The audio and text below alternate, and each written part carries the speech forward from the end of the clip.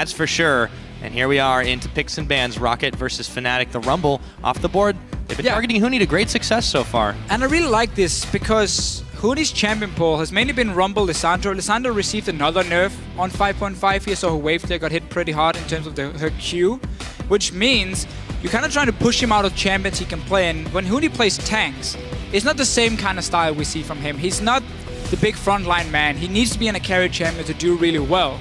So I quite like this Rumble ban, and then you might put him on the sound. Don't worry, it's not been locked in yet. I thought they did, and then I was like, wait a minute. There we go. That's what I'm expecting, the Rek'Sai. We saw the Sejuani ban again. Really, Sejuani, Rek'Sai, and Italy are going to be the 3 top junglers.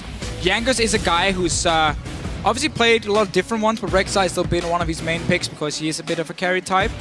Raynova, however, we just saw an Olaf. He's played it before. He can go for Italy if he wants the early aggression. Otherwise, there are so many viable tank junglers at the moment once Rek'Sai is gone. We've been talking about this one quite a little bit leading up to this week, and I feel like it's just going to get so crazy in the jungle. Let's see what Fnatic does here. I mean, we still have picks, Lissandra is still a good pick. You've got to go for that, I feel like, for Huni, if you've got the option. I think you should. Get Huni on a carry top laner still, because it's the style he likes to play. If you look at like Fnatic and who deals the damage, it's very evenly spread between Febiven, Steelback, and Huni as the 3 carries. Where a team like ROCCAT, Overpower is sitting on like 15% of their overall damage, while Nuke Dog and Woolite both hit like 30% each. So there's very clear for ROCCAT, it's double carry, it's Woolite, Nuke Dog.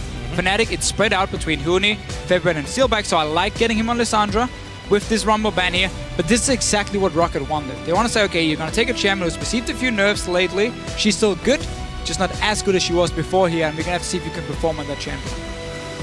Yeah, so they're kind of daring it out here. But the question is, Fnatic, when they get the comfortable picks that they want, you see them just tearing up opponents left and right. And when they've been shut down, it has been on the things that have been very uncomfortable. Huni has obviously received a large brunt of not just the bans, but also the focus on the top lane. Let's see what ROCCAT does here in answer. And they are going to lock in the Morgana and the Lulu. Still feel like AP here. You're going to see a potential Protect Woolite as a late game hyper carry coming in. We know Nuke Dog, he likes to play Lulu mid lane.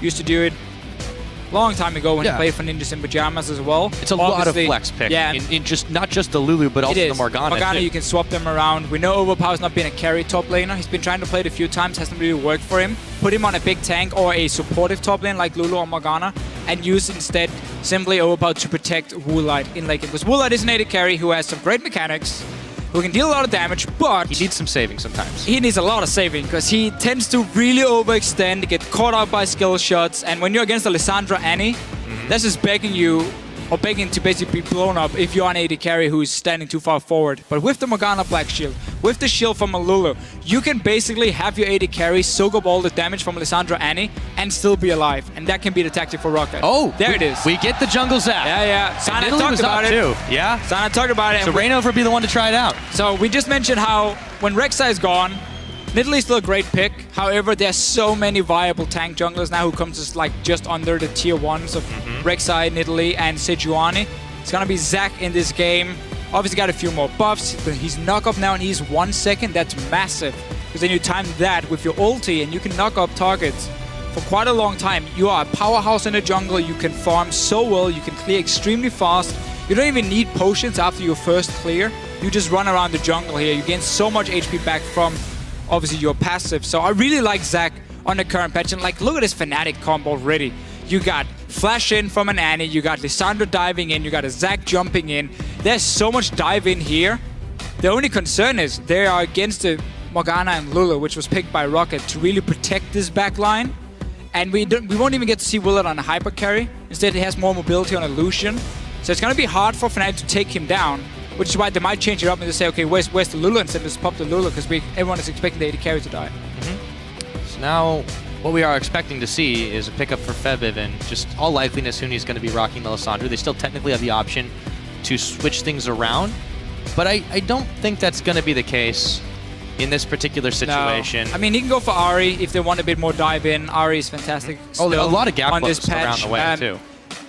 Aim for some safe wave clear. We know Xerath has been a big pick for him, and there's not a whole lot that's going to dive him. Oh, the crowd It's not going to be a teamo, guys. It's not going to be a teamo. I mean, they're hoping one of these days.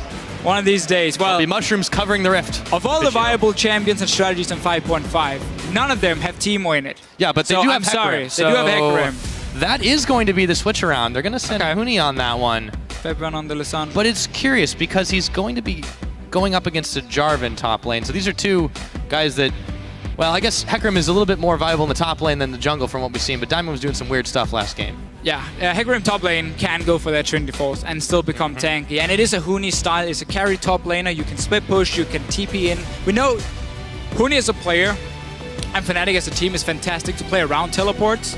Hecarim is probably the best top lane in the game at using teleport because, again, you build home guard, you TP in behind, and you just run at them with like 9,000 miles an hour, and you smack into the enemy AD carry or AP carry. I believe you mean 9,000 horsepower.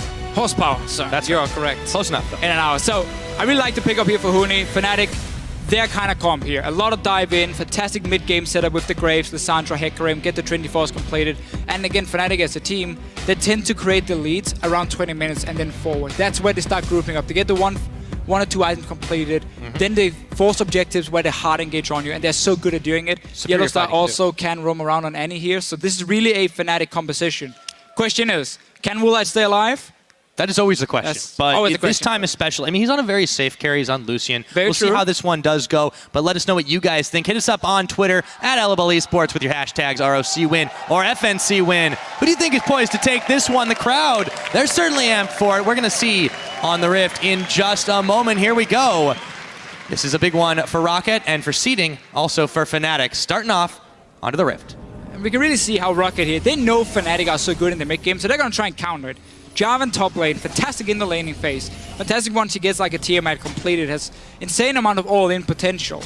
So that's step one. Okay, you're not going to run over our top laner. Step two, we know Lulu is super safe mid laner, even has decent damage in terms of the mid game. And they trust Nukeduck on it too. They trust Nukeduck on it. The one game that he's had in the LCS, he went completely wild. And while Lucian gets countered by Graves in the laning phase, once you get out of the laning phase, once you get 2 or 3 items completed, Lucian starts really doing more than a Graves.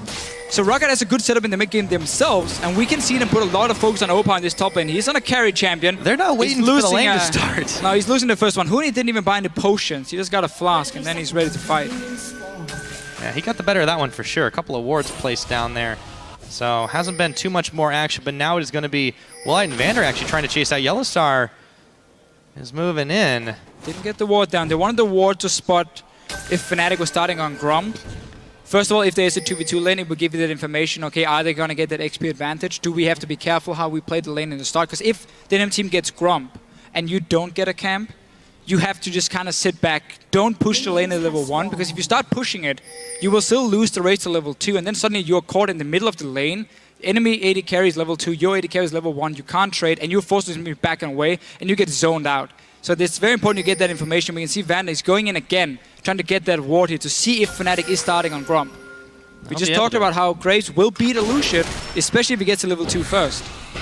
They don't get out for free. A steal back, though, walks right back in to the Dark Binding. To start this one off, it looks like we will see a bit of jungle buddying for just a moment. Let me see Huni steal away. He's taking Rain over. He's actually taking the Raptor camp himself. So it's good against the Jarvan. I agree, but he's going to have to go back, and then I guess he doesn't have to spend his teleport, but he's losing out on so much XP if he doesn't, or so many minions and XP. Well, he should be teleporting back to lane. You always do, because again, as you just said, you don't want to lose out. And this is why he didn't start potions. So he got 300 gold after he did the Raptor camp. Instant bought a cloth armor, and he still has to sustain from the flask, and obviously he's W. So he did this simply to get a lane advantage for himself. If it's better than having 3 or 4 potions in terms of trading, we're going to have to see for Huni, because those potions do a lot of work for you early game. But he's already looking at Overpower here, because Overpower, he's pushing the lane. He was trying to get that level 2 point. Huni teleports in with the Raptor level 2. Suddenly, advantage for Fnatic. Yeah, Huni is having a blast already to start this one off against Overpower. So we'll see how that one continues. Meanwhile, the rest of the lanes have been a little more quiet. Febiven is taking some damage from Nukeduck, even though there's a level discrepancy now.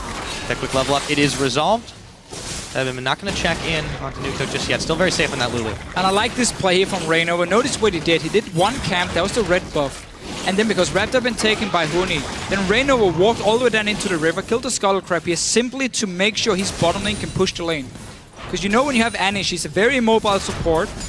and you know you're going to play aggressive with the Graves. If you don't have proper wards, it's very easy for Rek'Sai to walk down through the river and just gank you, get an early first blood for ROCCAT. So what they did instead is they double ward the entrances and even take the Skull Trap here to get vision at the dragon. So if Jankos decides to tunnel over the dragon wall, he will still be spotted. So I like that from Reignover. You get some early gold, you get more vision for your team, even though you sacrifice your own farm just a little bit.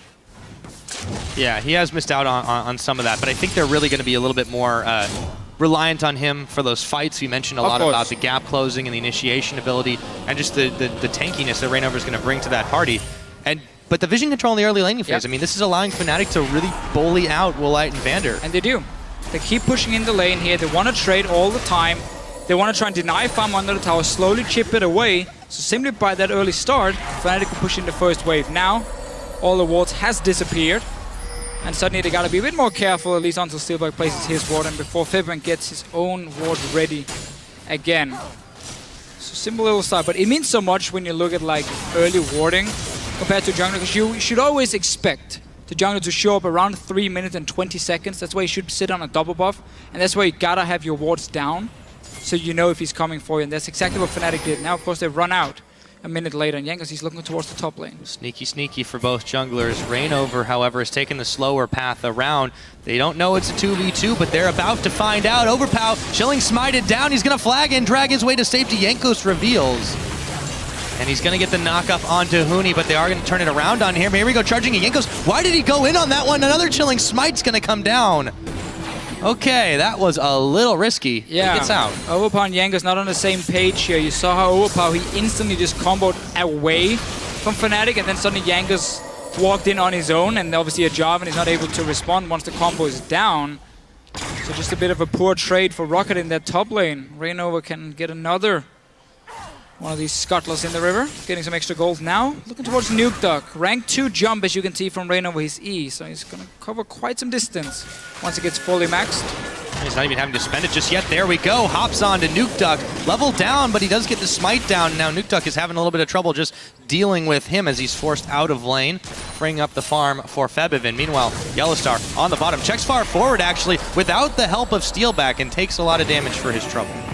See again Reignover placing a deep ward to try and secure his both mid lane and bottom lane, and now you should just go back to farming though in this Zac. Get towards your level 6, you clear your jungle so well. Obviously gonna get even more gold here in this river, and once again, even more control for his laners to play aggressive. Because this has been one of the things where we have criticized Fnatic in the past. The laning phase has not always been the strongest, especially not for Yellowstar and Steelback in the bottom lane. But now when they get such a good lane, Graves, Annie, into a Lucian, and they have all these wards placed early, it really allows Steelback to play aggressive and win the lane. Yeah, so not only does he find himself actually up a decent amount of CS, which he's usually very far down, the vision control has also allowed them to get this early dragon. They're going a little bit low for it, but all the same, he does get smited down and then taken down. Yellowstar picks that one up. So first dragon of the game going over to Fnatic. They're focusing so heavily on this bottom, but there is a fair amount of mobility on Reignover now, but they've got to be careful. Febiven instantly flashing as he sees Jankos targeting him in his sights. So got the flash force at least. Reignover back to farming now on Zac. Obviously Jankos got quite a lead because Reignover's been ganking so much. And also taking dragon obviously doesn't really reward you a whole lot of CS. It does give you the early buffs. Explain to the team especially. For sure. For sure. This is really what Reignover's game plan is in this situation, is, you know, very selfless play to make sure his lanes get ahead and stay ahead. And look what it's also meant for Fnatic in the bottom lane. Both AD carries went back. Graves could afford a BF sword. Lucian only got a pickaxe on the long sword. That is such a bad situation to be in for Woolite now. He lost the trades before, he's now going to lose it even harder. And he simply has to respect this all-in potential now of an Annie and Graves at level 6. If that Black Shield is not there and he doesn't dash away, he will die to a BF sword Graves in those trades. Not only that, but you know, the top lane, they haven't fared a whole lot better either. Overpow has been hurting for a little bit of farm, whereas Huni's been perfectly fine in this situation. Reignover, however, could be in some trouble as Jankos Tremor senses him out. As well. But yeah, this is going to be another 2v2. Reignover, he's not aware of this one. The ward's down. Now he's going to have to flash, but he could go down here. The gooey chunks are split. Huni's coming in to try and mop this one up. Can he pick up Jankos? That's the question. Ignite already down on him. There's the first blood as they pick up the Zac, but the answer goes in. Meanwhile, Nuke Duck, Overpow now, trying to chase down Huni as the Wild Growth is used.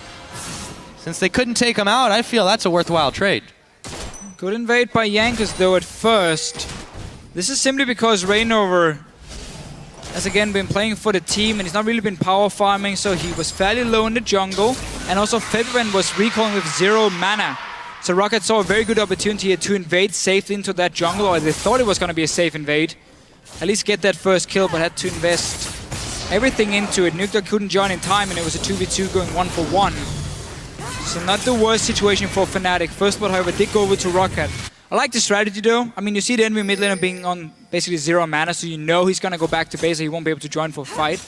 And then you invade in, also with the Rek'Sai here to kind of find the Zac, despite not having the deep wards placed already because of his Tremor Sense.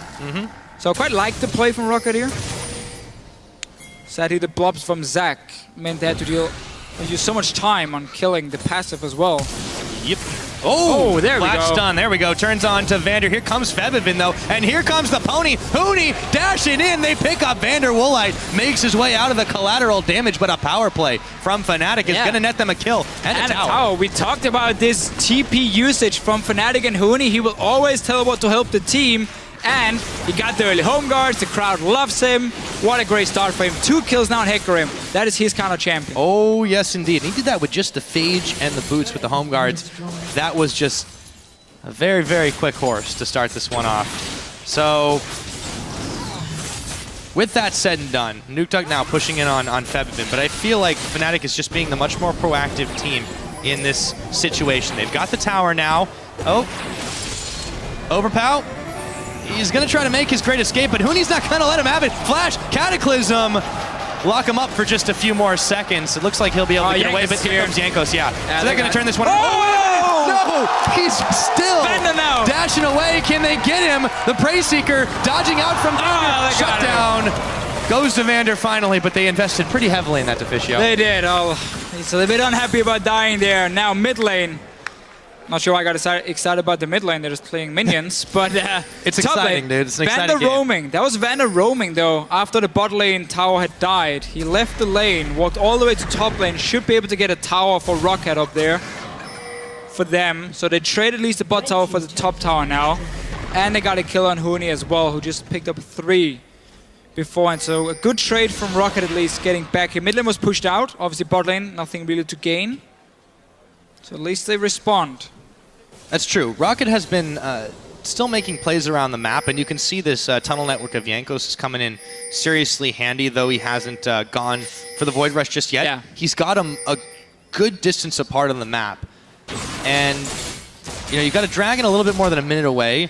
Obviously, you want to contest that one the next time Fnatic was able to sneak it out. But ROCCAT aren't too many steps behind Fnatic in this. No, it's only Woolite being really far behind on this Lucian here compared to Steelback. BF, Sword, and Pickaxe. Now Woolite has gone for Average Blade simply because he went back, had around 800 gold. He couldn't buy anything. I mean, you don't really want the crit cloak at that point because you need some way of like getting back in the game. So he needs that extra gold now from the Average Blade. So he's really not in a good situation. He needs to sit and farm till he has a BF Sword, the 1550 gold, before he really wants to do anything. That should mean this next dragon will go over to Fnatic, because Steelback is so far ahead. Teleports. Oba will be close, at least, on Jarvan. He has the Tiamat now, as we mentioned before, which is fantastic. However, if Oba dives in at this point, he gets blown up very easily. This is true. There's your Void Rush, as they look to put some muscle out over by the Dragon Pit. Febiven, though, in the area as well. Reignover already on site, gets the crab cleared away. The Dark Binding is not going to connect. A couple of pink wards in these brushes to make sure they secure some vision. One's cleared out immediately by ROCCAT, but the rest of Fnatic is now coming down.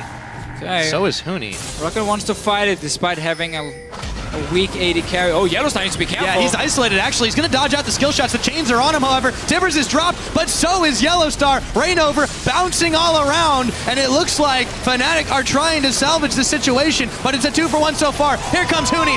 Everyone on ROCCAT. Oh, so low after the fact. Huni's going to take down Woolite. They have Jankos low. They turn their attention on Nuktuk. They got it. Oh, and down goes Jankos. Nuktuk nearly going to be the ace after the fact. So Fnatic comes up with a power play, but they're not satisfied with that just yet. A double kill going over, and for just a second they have the ace. And that was not even a bad start for ROCCAT here. They managed to kill the Annie first at least, while Fabian was coming from the bottom lane, while Huni was coming from the mid lane. But Fnatic is just so much stronger at this point. Steelback was just left on his own. Let's see it again. So they're going on Yellow Star. Look at your minimap. Huni's not there yet. Fibrin is not there yet. So it's 5 versus 3. Still trade 1-for-1. Now Huni and Fibrin joins. Reynova will drop.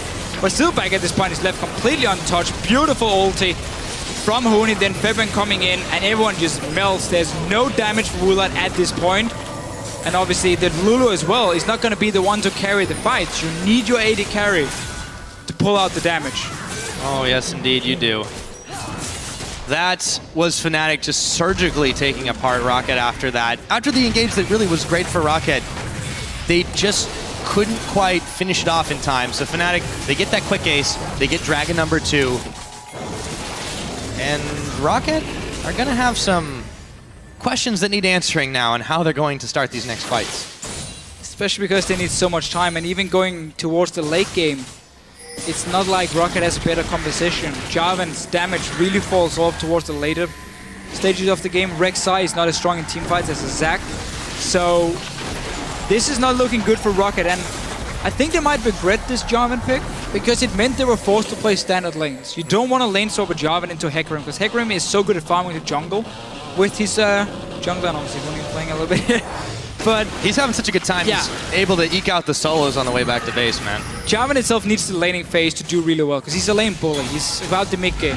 So when you pick him, you go standard lanes, even though there's a Graves into Lucian. Oh, hello, the Timbers Yellow Star, though, a little bit low, but here comes the horse. Woolite isolated from the pack. He takes down Yellow Star, but he trades his own life for it as Huni comes up with that kill. Dashing in, that is going to be another kill picked up. This time, it goes over to Nukedog, or excuse me, goes over to Steelback as they take down Nukedog and Jankos. A 3-for-2 trade. Fnatic coming up ahead again.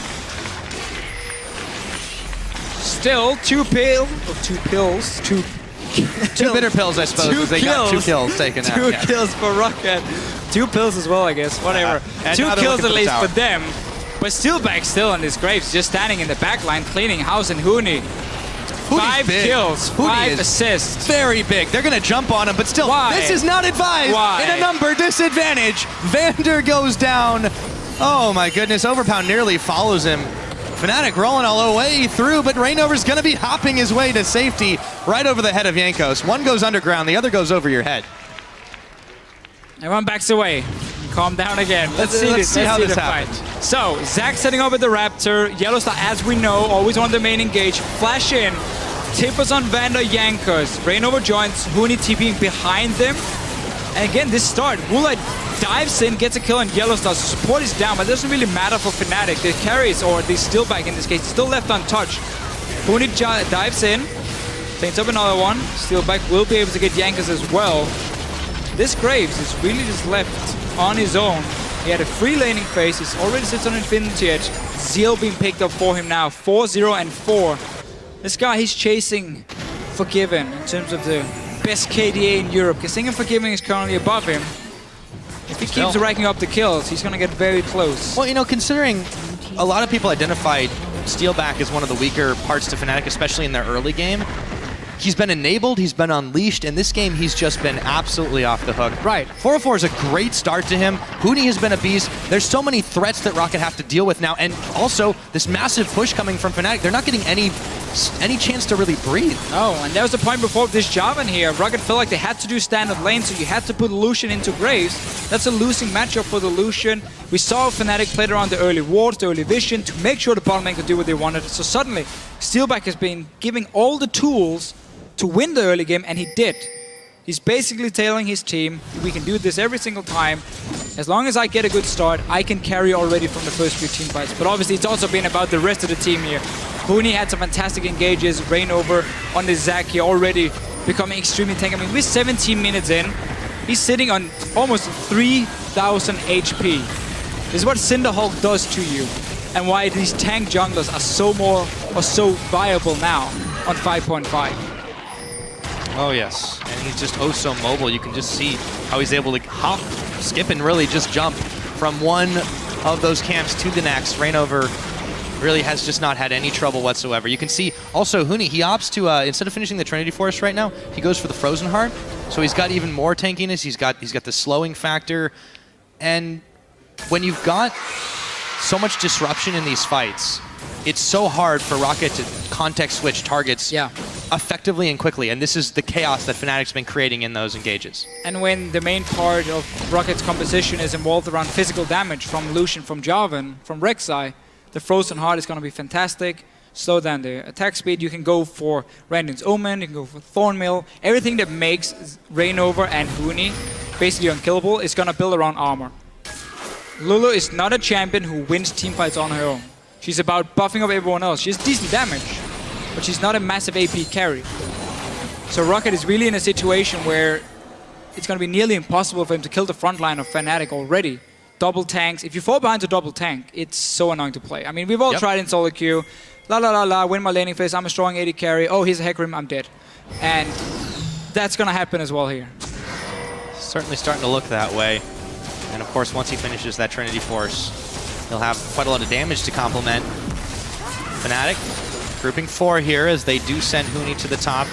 Deal it out with Overpower. He has had the better of that so far. I mean, Overpower's just been stuck on half item builds for quite a long time. He's had the Tiamat for most of the game, and he hasn't bothered to finish that one up into the Hydra, instead going for the tankiness because his team really needs it. Yeah, by Fnatic losing the early game, they lost basically the whole reason for picking the Jarvan, because Jarvan again is supposed to win lane and become like a bit of a split pushing bully who can then push in the lane, then walk down and like dive onto the enemy tower and like just one-shot or nearly one-shot a target. So that's why you normally see like the full damage, at least 1 or 2 damage items on the top lane Jarvan. This case, because they lost the early game, because Fnatic is going to force team fights, Oba has to adapt and say, okay, I'm just going to be a tank now. I'm not going to kill anyone, I'm just going to be a tank. And that's what he's doing.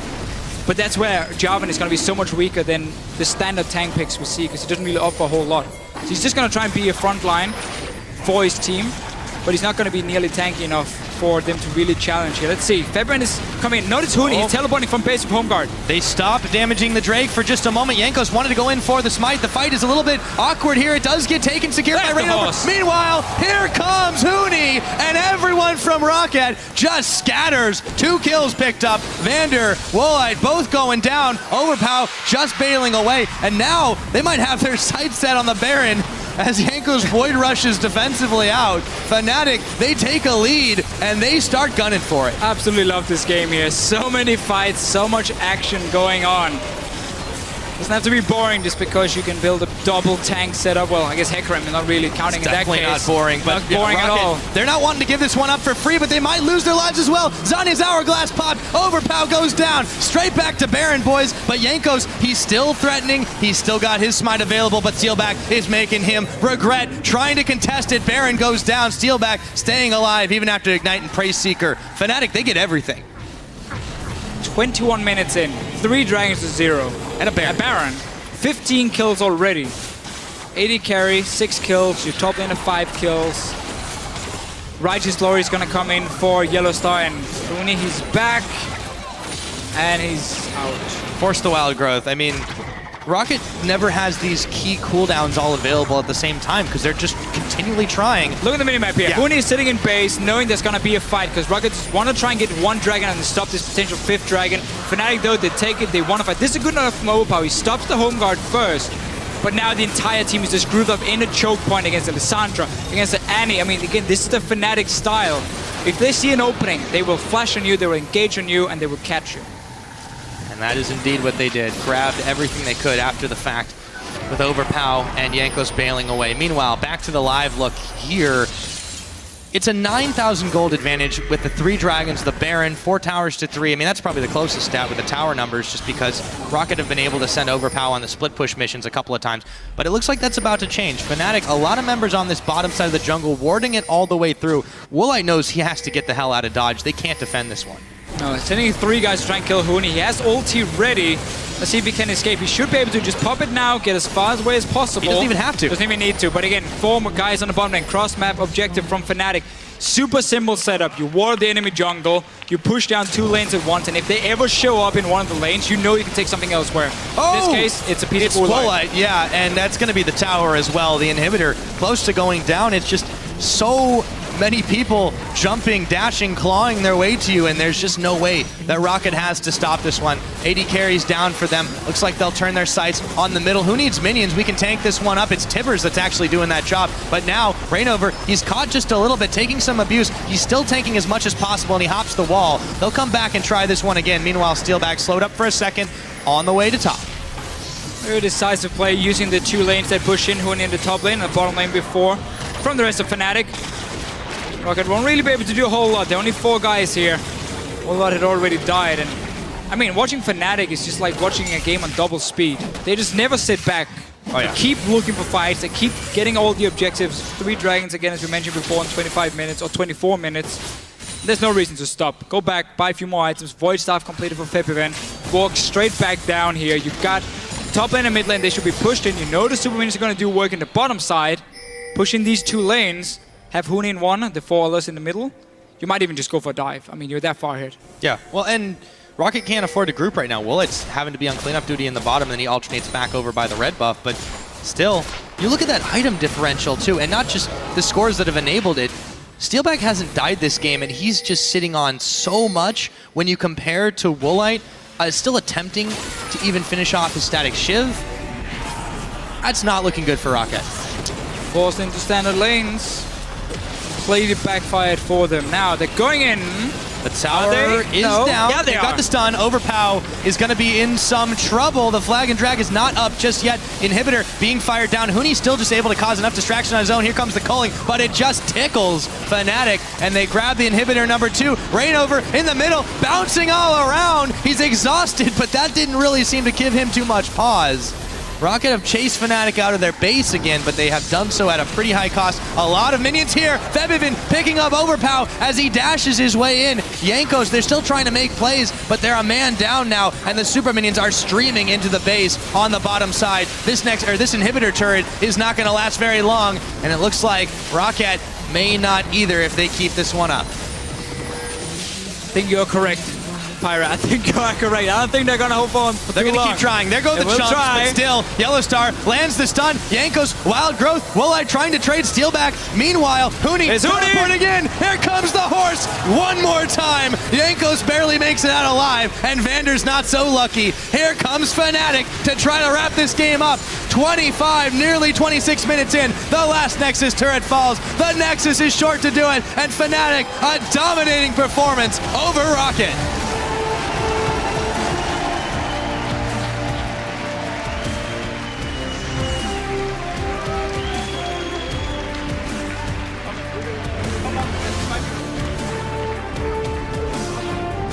"26 minutes. That's all. That's a quick game. Fnatic played this so well. Like, everything was just perfect. They got all the right engages. I love watching Fnatic play when they have these hard engage compositions. They're so good at starting fights. I'm just sitting here smiling because this game was played at double speed from Fnatic, and ROCCAT doesn't even know what hit them. Yeah. I mean, you can't. That's just a speedy game from them, and smiles all around. They deserve it. That is the type of play that everyone wants to see out of Fnatic. Oh, yeah. And you cannot fault them a single bit for the way they played that. Now, putting a bit of pressure now on H2K and SK Gaming here. Yes. The 2 other teams fighting for the top 2 spots in Europe. Fnatic is now tied with SK, at least in terms of wins, and SK is playing Giants later, while H2K will take on Elements. So, still a lot of action going on here. 2 more weeks. There's the man. He can be happy. He can be happy. Yes. And just for everyone who has any doubts, his horse is amazing. His horse is absolutely amazing. Oh, well, for Fnatic. So, I mean, ROCCAT here again. I feel like this Jarvan pick just forced them into play an early game they didn't want to. I'm not too sure what the main strategy was going to be, because normally when you have Jarvan, you pair him with like a very, very, hard engage composition, or well, a composition that can gank really well early on. So you take like, we saw Gambit pull off a Twisted Fated IEM with the Jarvan, and you just like keep porting to the top lane and gank for him. You have a jungler who just camps that lane because you really want to snowball him. None of that really happened. We can see Jankos tried to. He walked top lane, but Lulu is never really going to follow up top. Yeah. So the Lulu pick in that sense didn't really do anything. But the whole strategy just meant we have to do standard lanes. We're going to be in a disadvantage in the bottom lane, and that really hurt us. Also, with obviously Huni picking up these early kills, kind of removed the whole point of Jarvan. Well, I really think the early game setup for Fnatic was particularly brilliant in the way Raynor was doing. You talked a lot about how he goes and clears with the Scuttle Crab, and then, of course, there was a lot of the warding effort. It just was kind of like a war of attrition with the wards there after the fact that enabled Steelback and Yellowstar to just push in as hard as they wanted. Yeah, and there was no help possible. Jankos was a little bit busy focusing up top, focusing around the map, focusing on clearing his jungle out. And by the time he was able to help, the tower was gone. Yeah. So from there, it was kind of almost like playing a 5v4 because they effectively neutralized Woolite in really getting involved in the fights. You saw how low he had, how little damage he really had at the end when he was trying to force people back. He was culling the entire team and it did nothing. It was just a really well played early game because when also you have those wards placed on the bottom side, at every entrance to the river, if you don't see the jungler there, you just tell your top laner, play safe. Yeah. Like, there's such a high chance the enemy jungler is sitting up there. We saw Jankos try, did nothing because Huni was just, okay, I'm just going to sit back. The invade was good from ROCCAT on the red buff. Like, the plan was great. Yeah, I mean, they got the kill. But that was it. Like, Fnatic, it was all about them in this game. They played the early game perfectly. They played the team fight so well.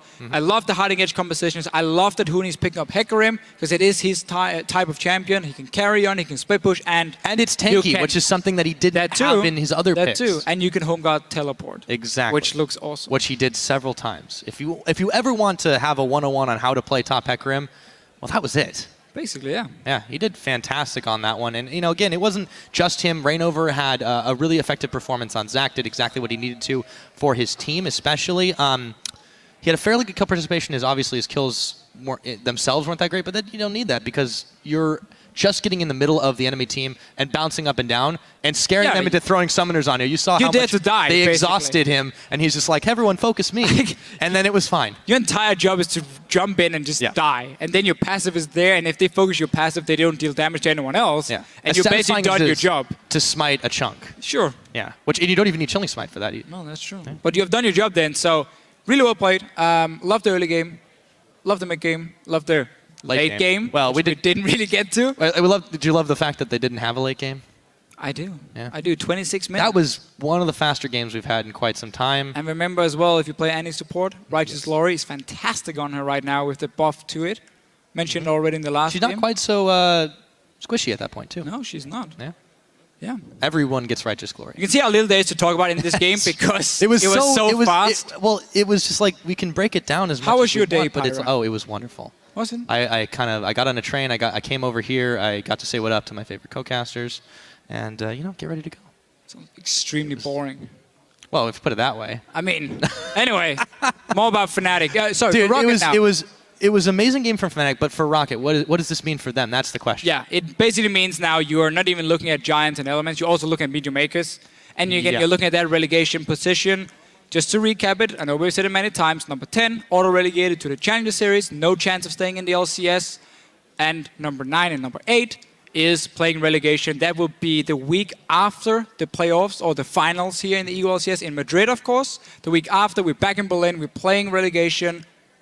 2 Challenger teams comes, 2 LCS teams, and then obviously the 2 winners will be in the LCS. For ROCCAT, this was one of the games where we probably wouldn't say they were supposed to win it. They have a fairly easy schedule left. Yeah, this was easily their roughest. Yeah, this was the hardest game they had. You've got Giants coming up. You've got Copenhagen Wolves and Meet Your Makers. Yeah, but of course, 2 of them you should be able to win. You should, but we've also seen some very surprising play out of Meet Your Makers and Giants. True. And and again, the Wolves, they're not exactly slouching either. So it could be a little rougher than it might appear on the surface. ROCCAT's got some work to do, that's for sure. They do. Elements coming up later today, obviously fighting with them. And number 7, safe spot. We're gonna have to see who will get it. Yep. Well, to break that down, and of course to break the game